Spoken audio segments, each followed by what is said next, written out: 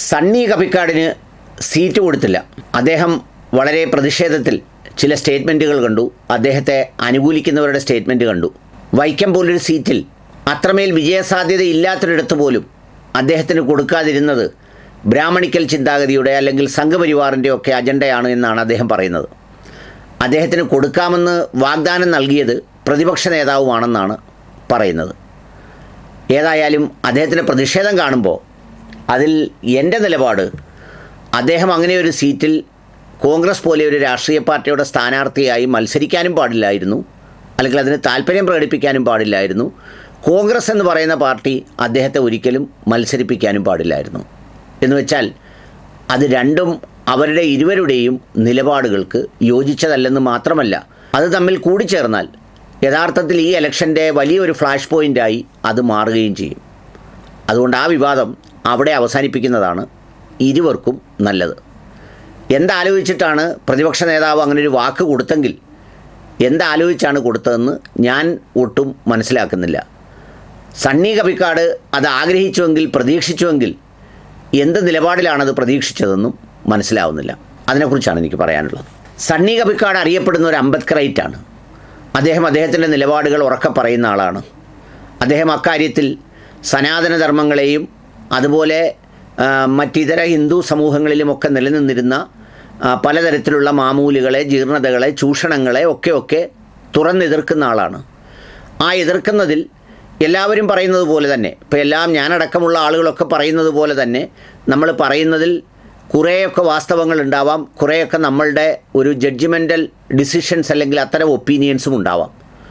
അങ്ങനെ വെച്ചിട്ടാണ് നമ്മളൊരു സ്റ്റാൻഡ് എടുക്കുന്നതും നമ്മൾ പറയുന്നതും.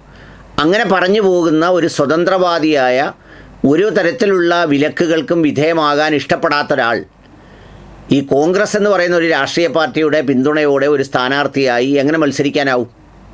കാരണം കോൺഗ്രസ്സിന് ഓരോ കാര്യത്തിലും ഓരോ അഭിപ്രായമുണ്ട്. ഇപ്പോൾ ഉദാഹരണത്തിന് യുവതീ പ്രവേശന വിഷയത്തിൽ, ശബരിമലയുടെ വിഷയത്തിൽ അവർക്കൊരു അഭിപ്രായമുണ്ട്.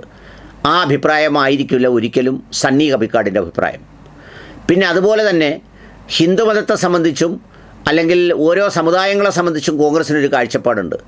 ആ കാഴ്ചപ്പാട് ചിലപ്പോൾ വല്ലാതൊന്നിനെയും രാഷ്ട്രീയമായി ഒരു രാഷ്ട്രീയ പാർട്ടി വിലയിരുത്തുന്നത് ശരിയല്ലെന്നും അതിനെക്കുറിച്ച് അഭിപ്രായം പറയരുതെന്നുമായിരിക്കും അവരുടെ നിലപാട്.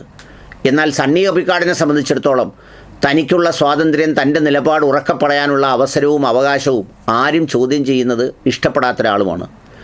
നവോത്ഥാനത്തിനും യുവതീ പ്രവേശനത്തിനും മുന്നിൽ നിന്ന കമ്മ്യൂണിസ്റ്റ് പാർട്ടി പോലും ഒടുവിൽ യൂ ടേൺ അടിച്ച് അതങ്ങനെയല്ല, വിശ്വാസികളുടെ വിഷയമാണ്, അത് ബോർഡാണ് തീരുമാനിക്കേണ്ടത് എന്ന് പറയുന്നൊരവസ്ഥയിലേക്ക് എത്തിപ്പെടുന്ന ഒരു രാഷ്ട്രീയ ചുഴി അഥവാ അതിൻ്റെ ഒരു സമ്മർദ്ദം കേരളത്തിലുണ്ട്. ആ സാഹചര്യത്തിൽ ഇത് തമ്മിൽ ഒരുമിച്ച് ചേർന്നാൽ സണ്ണി കപ്പിക്കാടിൻ്റെ അഭിപ്രായം കോൺഗ്രസിൻ്റെ അഭിപ്രായമായി യാതൊരു ബന്ധവും ഉണ്ടാവില്ല. തിരിച്ചും അങ്ങനെ തന്നെയാണ്. അങ്ങനെയുള്ള രണ്ടുപേർ യോജിക്കുന്നെന്ന് പറയുന്നത് വലിയ വൈരുദ്ധ്യമായി തീരും. ഇലക്ഷന് മത്സരിക്കുന്ന ആളുകൾ ഇലക്ഷന് മത്സരിക്കാൻ വേണ്ടിയുള്ള ഫ്രെയിമിൽ നിന്നേ സംസാരിക്കാവൂ. അല്ലാതെ എല്ലാം വെട്ടിത്തുറന്ന് പറഞ്ഞ് വർത്തമാനം പറഞ്ഞാൽ, പണ്ട് അംബേദ്കർ പോലും പരാജയപ്പെട്ട ഒരു ഇന്ത്യയുടെ ബാക്കി പത്രവും കേരളത്തിൻ്റെ ബാക്കി പത്രവും ഇവിടെ എല്ലാവരുടെയും മനസ്സിലുണ്ട്.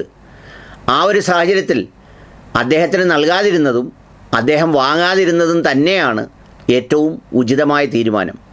അതിനെ സംഘപരിവാർ സ്വാധീനിച്ചതാണെന്നും അല്ലെങ്കിൽ ബ്രാഹ്മണിക്കൽ സൊസൈറ്റിയുടെ ഇടപെടലാണെന്നും അല്ലെങ്കിൽ ഈ പറയുന്ന താഴെത്തട്ടിലുള്ളവരോട് കാണിച്ച ഇതാണെന്നും ഒന്നും പറയുന്നതിൽ യാതൊരു കാര്യമില്ല. പിന്നെ ആരോ താരതമ്യം ചെയ്യുന്നത് കേട്ടു, CK ജാനുവിന് സീറ്റ് കൊടുക്കാതിരുന്നിട്ട് PV അൻവറിന് കൊടുത്തു എന്ന് പറയുന്നത്. PV അൻവർ ഈ ഗവൺമെൻറ്റിനെതിരെയുള്ള യുദ്ധം തുടങ്ങി വെച്ച ആളാണ്, സ്വന്തം സ്ഥാനം നഷ്ടപ്പെടുത്തി. CK ജാനുവൊക്കെ എത്രയോ കാലങ്ങളായി അവിടെയും ഇവിടെയും NDAയിലും അവിടെയും ഇവിടെയും എല്ലാം ചാഞ്ചാടി ഒരു ലാവണവും കിട്ടാതെ അങ്ങനെ സഞ്ചരിച്ചു പോരുന്ന ഒരു നിലപാടുള്ള ആളുമാണ്. അത് തമ്മിലുള്ള താരതമ്യം ഒരിക്കലും യോഗ്യമായ താരതമ്യമല്ല എന്നതാണ് എൻ്റെ അഭിപ്രായം.